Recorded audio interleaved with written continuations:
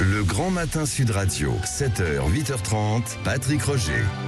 Il est 8h25. Est-ce que vous êtes choqué, vous, si Emmanuel Macron assiste à la messe du pape François à Marseille? C'est la question que je pose sur les réseaux sociaux.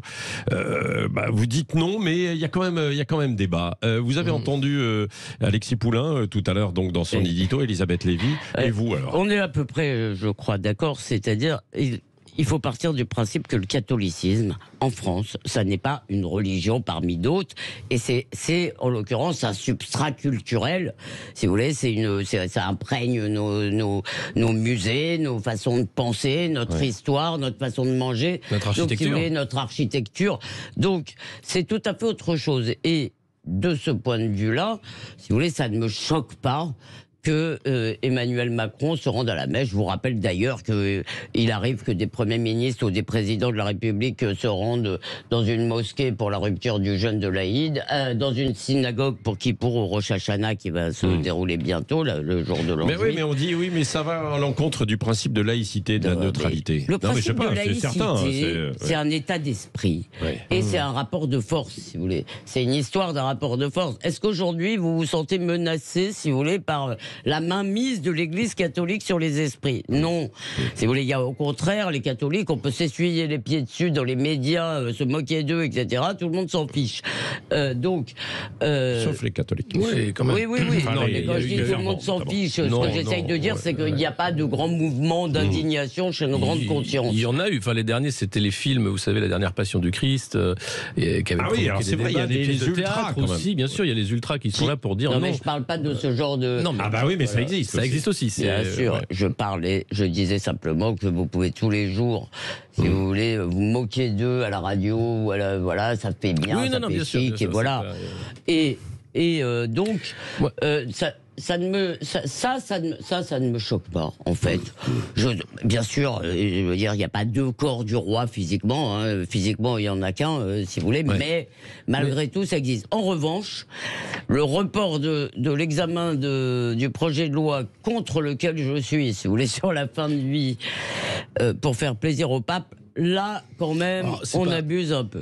Sans parler dans l'édito, c'est pas forcément pour faire plaisir au pape, mais c'est éviter qu'il y ait que ça comme sujet de discussion entre Emmanuel Macron et le pape. Mais c'est vrai que on voit là justement l'influence de la pensée justement catholique sur ce projet de loi, et c'est normal. Mais moi, je trouve que je comprends pas qu'il y ait un débat puisqu'il y va à titre privé, et je pense pas que la laïcité soit à ce point-là fragile qu'on ait à avoir peur en fait du fait que le président de la République française se rende à une messe du pape à Marseille. Il est en France quand même. Même si ce n'est pas une visite d'État. C'est pas une visite d'État, non. Et il y aura une rencontre privée, et il y aura une visite aussi, enfin une rencontre entre Emmanuel Macron et le pape, mais qui sera pas publique.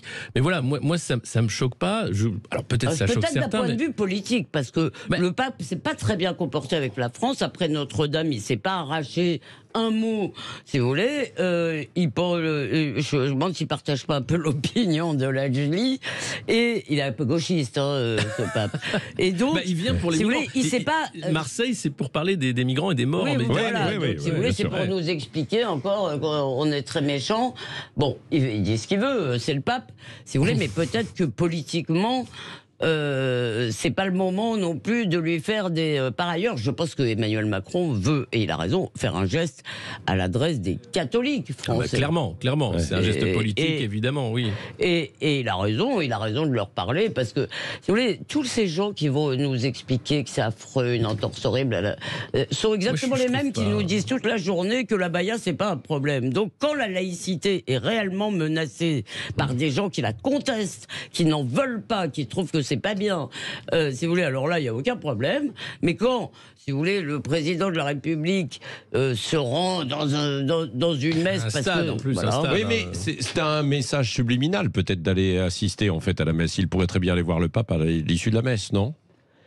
Je pense qu'être à la messe, être à la messe, c'est être avec les autres, avec les gens, avec comme il va au match de foot. Et puis voilà, il se dit peut-être que dans ce stade-là, il va pas se faire siffler justement. Voilà, alors ce sera au stade Vélodrome, donc justement le 23 septembre. Merci Elisabeth Lévy, merci Alexis Poulain. Dans un instant, c'est Manuel Valls. Jean-Jacques Bourdin lui posera peut-être la question. Manuel Valls qui est l'invité de Jean-Jacques jusqu'à 9h dans l'interview politique. Ensuite, vous pourrez réagir sur tous ces sujets, vous au 0826 300 300. Et puis je rappelle ce soir le match de rugby à suivre sur Sud Radio, évidemment, forcément, avec Daniel Herrero. On sera en direct de Lille, bien sûr, là où a lieu le match, mais aussi du centre-ville de Toulouse. Oui, il y a des petits chanceux au bar Le Tomise.